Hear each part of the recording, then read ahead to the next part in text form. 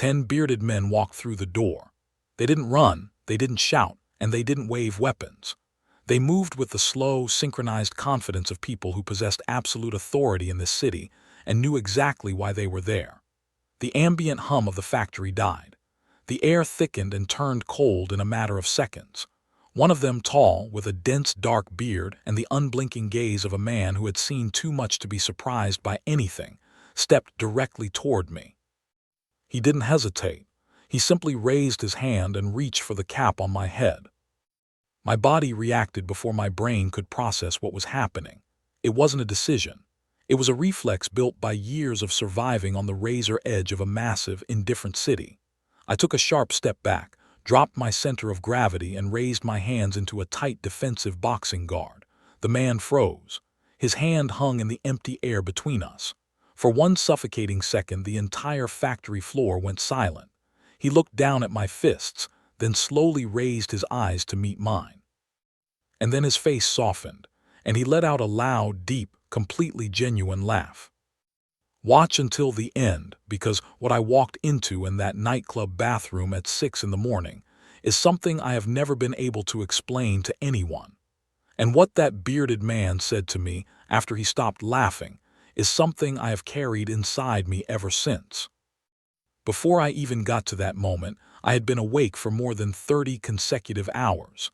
My legs had stopped obeying me by day 2. My hands were cracked and blistered, and I still had not seen a single dollar of what I was owed. The week started with my phone vibrating on a bare wooden table, Zhenya's name on the screen. My first instinct was to ignore it. I knew his reputation. I knew he drank. I knew there was a line of cheated workers behind him across different cities, but at that moment I had nothing. No money for rent. My landlord had given me a final warning. The refrigerator was empty and there was no other work coming. People like Zhenya have a predatory instinct for detecting exactly when someone hits rock bottom. He only calls when your hunger has grown larger than your caution. The deal sounded simple on the surface. $1,500, 3 men, 1 week, replace the suspended ceiling in a nightclub near Varshavskaya metro station in Moscow. Before I packed my bag, I sat on my mattress and did cold, honest calculations. Even if he paid 70% and disappeared, I would lose time and labor, not my life. I told him to send the advance first. He did. I grabbed my bag and got on the train. When I walked into that nightclub, my heart dropped.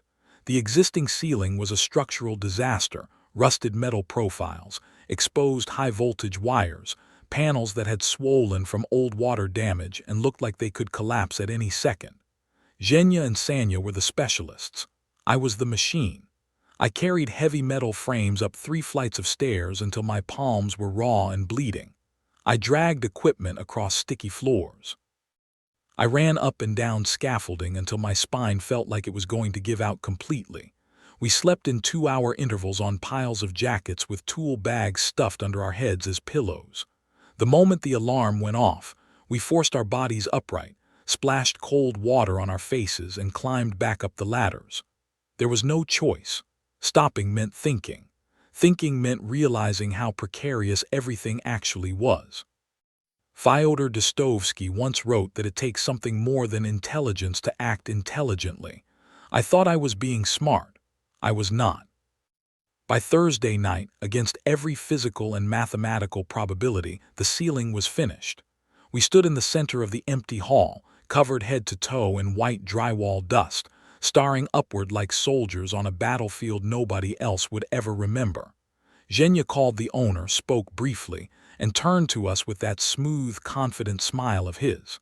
"The money is coming," he said. "Wait here." Friday came. Nobody arrived. The sun went down, and then the nightclub opened its doors. The construction site transformed into something unrecognizable in the space of a few hours. Neon lights flooded every corner. A mechanical bass hit us like a physical wall and made our internal organs vibrate. The first waves of wealthy Moscow youth poured through the entrance, people for whom our backbreaking week, our cracked hands, and our empty pockets simply did not exist as a concept. We sat in the darkest corner booth with our tool bags pressed between our knees, 3 dusty workers crashing a party that belonged to a completely different universe. A young bartender noticed the hollow look in our eyes and quietly brought over 3 cocktails on the house, so that the security guards patrolling the floor wouldn't decide we were a problem. I picked up my glass and sipped slowly. Stay with me, because what happened at 6 in the morning is not the part of this story you are expecting. The crowd moved with a robotic, eerie synchronization. Every time the strobe lights cut through the darkness and illuminated their faces, I saw their eyes glassy, empty, fixed on absolutely nothing. They were not looking at each other. They were looking through each other and through the walls into some private void. From the dilated pupils and the locked jaws and the mechanical repetition of their movements, it was obvious the entire room was running on synthetic chemicals. It didn't feel like a party. It felt like a factory for shutting down human consciousness. Around 4 in the morning, a fight broke out near the bar. Security moved in fast and efficient. Bodies were grabbed, arms were locked, people were dragged toward the side exits. And somewhere in that chaos, Zhenya disappeared. Zhenya leaned toward me in the noise and said quietly, "Problems, I don't think the money is coming tonight." Then he went silent and stared at the table. By 6 in the morning, I stood up and walked toward the restrooms. Both doors were locked from inside. I knocked once, then twice. No answer. I lost patience and pushed, and the door swung open.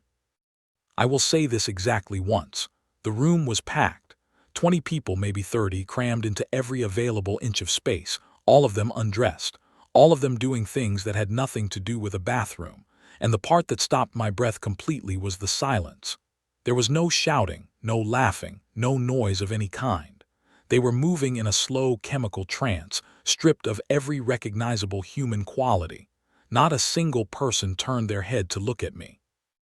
I was completely invisible, a ghost walking through a room of sleepwalkers who had voluntarily removed themselves from the world. For 1 second, the concrete floor beneath my boots turned liquid. I backed out slowly, pulled the door shut behind me, walked back to our corner on unsteady legs. Sat down next to Zhenya and picked up my warm, flat cocktail. Neither of us said a single word. 2 workers from Kyrgyzstan, sitting in the middle of someone else's expensive madness, waiting for a man named Zhenya. At 10 in the morning, he materialized, projecting frantic energy over a face that had clearly not slept. "New plan," he announced. "Bread factory, floor screed work. They pay immediately on the spot." I told him we had not agreed to this. He begged. He manipulated. He swore on his life this was the only way to recover the nightclub money as well. Zhenya whispered to me that if Zhenya vanished again, he would cover my share from his own pocket. And I said the word I kept saying all week. Fine. There is an old saying in Kyrgyzstan. The one who runs from an aggressive dog gets chased down and bitten. The one who stops, holds his ground, and looks the dog directly in the eyes gets sniffed and left alone. I did not know yet how soon I would need that piece of wisdom. The factory was a massive, aging industrial complex on the outskirts of the city. The management gave us brand new work uniforms, thick, clean, smelling of fresh fabric. We tucked them away and kept working in our old cement-crusted clothes, figuring we would save the good uniforms for something better. We poured concrete and smoothed screed for 2 straight days in air thick with flour dust and the chemical burn of wet cement. And then I noticed Zhenya's phone. It vibrated every 5 minutes. He would stare at the screen, his face tightening around the jaw, and reject the call, again and again. In that moment, the full truth clicked into place. Something had gone wrong long before we arrived at this factory. Zhenya had taken money from someone dangerous, failed to deliver, and was using this job and us as a place to hide. We had walked into a situation we never agreed to be part of. The doors opened on Monday afternoon. 10 men walked in. No shouting, no weapons, no grand entrance. Just that cold, deliberate, synchronized movement. One of them walked straight toward me. I pulled my cap lower. In Moscow in those years, having a Central Asian face made you a target. Police, nationalist groups, debt collectors, it did not matter. That cap was my small, pathetic attempt at invisibility. It had not worked. When his hand rose toward my head, every survival instinct I had fired at once. I broke distance, stepped back hard, and raised my fists. From the outside, I must have looked completely absurd, a thin, sleepless worker in dirty clothes squaring up against a trained fighter twice my size. The man froze. He looked at my knuckles. Then he laughed, deep, genuine, completely surprised. "You think I came here to hit you," he said. I said nothing. My throat was dry. He asked my name, Bakit. "We're from Kyrgyzstan, Muslim." "Yes." He lowered his hands and his voice became completely level. "We did not come here to beat workers. We came because a man broke his word. A man should never deceive other men. This is a question of honor." They took Zhenya by the arms and walked him out to a waiting car. Sanya and I stood alone in the empty factory. We looked at each other. Then we picked up our tools and went back to pouring concrete. It was the only reality we had any control over. 4 hours later, Zhenya came back moving like a man whose bones had been rearranged. He sat down on an overturned bucket and stared at the wet floor for a long time. "They drove me to a forest outside the city," he said quietly. "They told me very clearly what would happen if we did not return and finish every job, every wall, every tile. I gave them my word." That evening he reached into his coat and pulled out a thick envelope. For the first time in all the years I had known him, he did not cut a single percentage. He counted out every bill, laid it on the table, and pushed it toward me. "Everything," he said. "Every dollar I promised." He looked up at me with hollow eyes and asked if I would keep working with him. I told him I was a simple worker. I was not built for forests and bandits and this kind of fear. He promised it would never happen again. And I said yes. Even now, years later, I do not have a clean explanation for why. The human memory is designed too conveniently. The moment cash is resting in your pocket, the brain suppresses what it actually felt like to sleep on a factory floor or go 3 days on tap water. When you have nothing, even an unreliable, dangerous man starts to look like a lifeline. And when you have been drowning long enough, you stop being able to tell the difference between a rope and a trap. What I see most clearly when I close my eyes is not the bearded men or the forest or the money.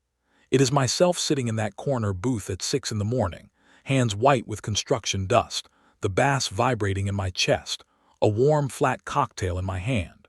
I see a room full of people who paid good money to stop existing for one night, and I see Sanya next to me saying absolutely nothing. 2 workers from Kyrgyzstan, sitting in the middle of someone else's reality, waiting.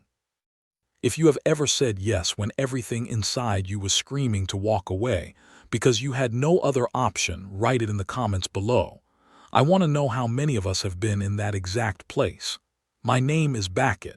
This actually happened. VidIQ Sonnet 4.6 Adaptive.